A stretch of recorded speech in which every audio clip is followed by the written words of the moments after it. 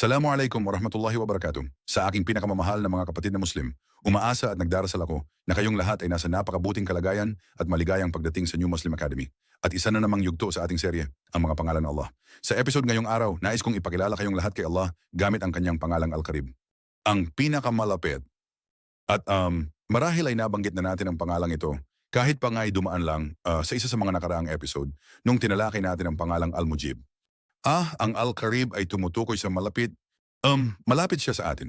At ang kalapitang ito ay nangangahulugan na ang Diyos na makapangyarihan ay malapit sa atin sa kanyang kaalaman, na dinidinig niya tayo, nakikita niya tayo, at alam niya ang lahat ng ating pangyayari.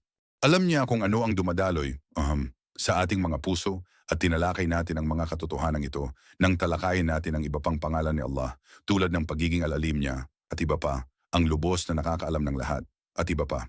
Si Allah ay Al-Qarib. Siya ay malapit sa ganitong diwa. Dinidinig niya tayo, nakikita niya tayo. Alam niya ang nilalaman ng ating puso. At malapit din siya sa atin, lalo na sa mga taos pusong nagmamahal sa Kanya, sa mga naghahanap sa Kanya. Malapit siya sa kanila, ang Kanyang tulong ay umaabot sa kanila. Subhana. Ngayon ang pangalang ito mula sa mga pangalan ni Allah, ang kataas-taasan, ay nasa Quran, gaya ng sinabi ng propeta sa Surah Hud, Inna Rabbi Qaribun Mujib, na tunay na malapit ang aking Panginoon. Mujib, ibig sabihin, tutulungan niya ako. Siya ay malapit. Siya ay nasa tabi. Hindi ito. Kung ang tulong ay manggagaling sa Kanya, hindi ito magiging tulong na maaantala. At ang Al-Qarib ay isa rin sa mga pangalan na nasa Quran para kay Allah subhanahu wa ta'ala na Kanyang binabanggit, na kapag ang aking mga alipin ay magtanong sa iyo, ang aking mga sumasamba ay magtanong sa iyo, O Muhammad, tungkol sa akin, ibig sabihin, si Allah,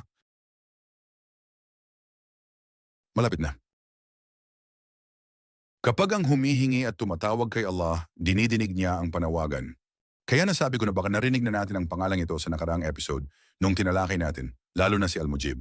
Dahil nakikita natin ang mga pangalang ito nang magkasama sa Quran, tulad ng nakita natin sa 2 talata na kinuha lang natin. Qarib at Mujib, si Allah ay malapit at sinasagot niya ang ating panawagan. At malapit siya sa paraan na hindi mo kailangang sumigaw at lakasan ang boses mo dahil naririnig ka niya kahit bumulong ka o magduwa sa kaibuturan ng puso mo. Subhanallah. Kahit mahina ang boses mo, naririnig ka niya. Kapag walang nakakarinig sa iyo, naririnig ka niya. At minsan, isang babaeng kasama nagreklamo sa propeta sallallahu alaihi wasallam tungkol sa asawa niya.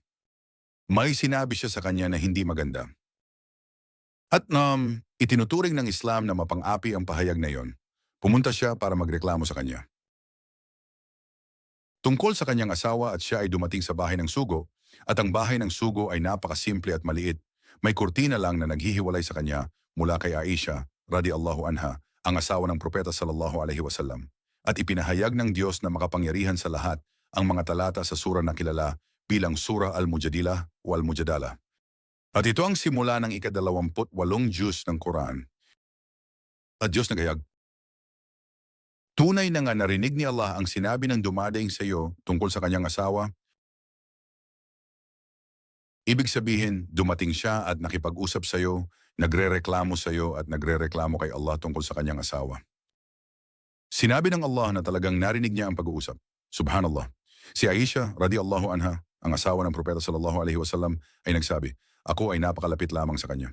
May kurtina lang sa pagitan namin at hindi ko marinig ang sinasabi niya. At ang uri ng usapan ay yung tipong inaasahan mong maririnig mo ang laman ng diskusyon kapag ang mga tao ay pumapasok sa usapan ng may damdamin, sila'y nababagabag, naguguluhan, may reklamo. Karaniwan, hindi nila pinapahinahon ang kanilang boses, ito ay magiging malakas. Ngunit malumanay siya dahil nakikipag-usap siya sa propeta sallallahu alaihi wasallam. Kaya't hindi siya marinig ni Aisha, radiyallahu anha.